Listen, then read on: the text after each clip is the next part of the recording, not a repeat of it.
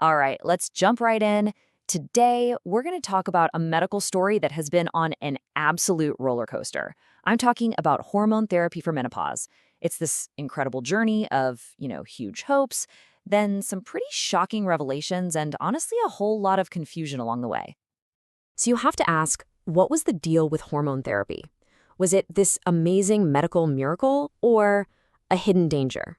For a long time, it was seen as a fountain of youth, a way to kind of turn back the clock on all those tough symptoms. But then, bam, the whole story just flips on its head.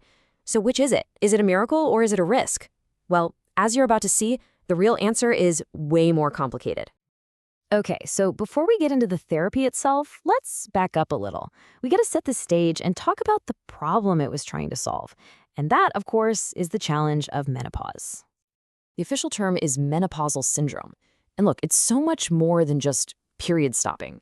What's really happening is this fundamental shift in your body's hormones, and that can have these massive, wide-ranging effects on, well, pretty much everything about your health and how you feel.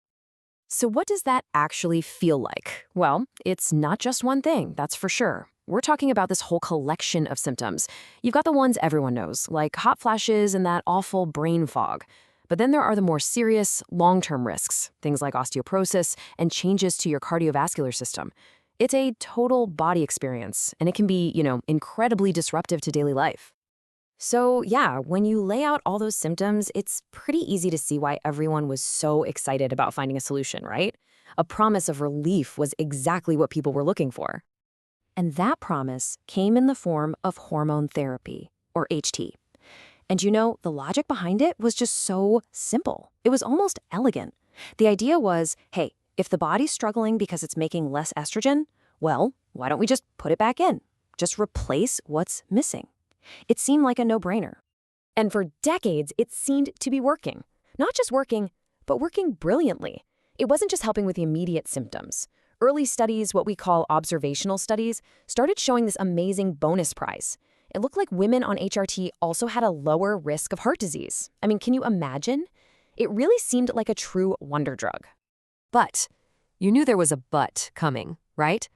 The story was about to take a massive turn. A shock to the system was on its way thanks to one single, gigantic study that would completely rewrite the rules. The year 2002. Circle that year in your mind, because for doctors, for women, for everyone involved, this was the moment everything changed. The moment the entire perception of hormone therapy got flipped completely upside down. So what happened in 2002? The Women's Health Initiative, or WHI, published its results. And this is so important. The kind of study this was mattered a lot. See, the earlier studies just kind of watched women over time. But the WHI was a randomized, controlled trial. That's the gold standard in medical research, designed to get real, definitive answers. And boy, did it ever. The answers were shocking. So let's look at the expectation versus the reality. Everyone thought HRT would reduce heart disease risk. That was the dream. But what the WHI trial actually found was the complete opposite. It found an increased risk of stroke, an increased risk of heart disease, and an increased risk of breast cancer. Just a total reversal of what everyone believed. So here's the bottom line, the big takeaway. The WHI study didn't just fail to prove the good stuff, it uncovered some seriously bad stuff. We're talking a higher risk of vascular disease, blood clots, stroke, and breast cancer. In the blink of an eye, the miracle cure looked more like a potential danger. And you can bet the fallout was immediate. Prescriptions for HT just plummeted. But the story doesn't end there in 2002. In the years since, we've developed a much smarter, more nuanced understanding. It's what we could call the modern balancing act. Right after the study, the U.S. Food and Drug Administration, the FDA, put out this statement, and it basically became the new rulebook. It says, estrogens with or without progestins should be prescribed at the lowest effective doses and for the shortest duration consistent with treatment goals. The days of just handing it out to everyone for years and years, totally over. The new game was caution. And that caution has led to the way we do things today, which is a much more personalized approach. It's not a one-size-fits-all thing anymore. Not at all. Now it's about looking at your specific symptoms, your medical history, and then, and only then, following that rule. Lowest effective dose for the shortest possible time. And, importantly, constantly checking in to see if it's still the right call. And that personalization goes even deeper. It's not just about if or how much, but also how. We've gone way beyond just taking a pill.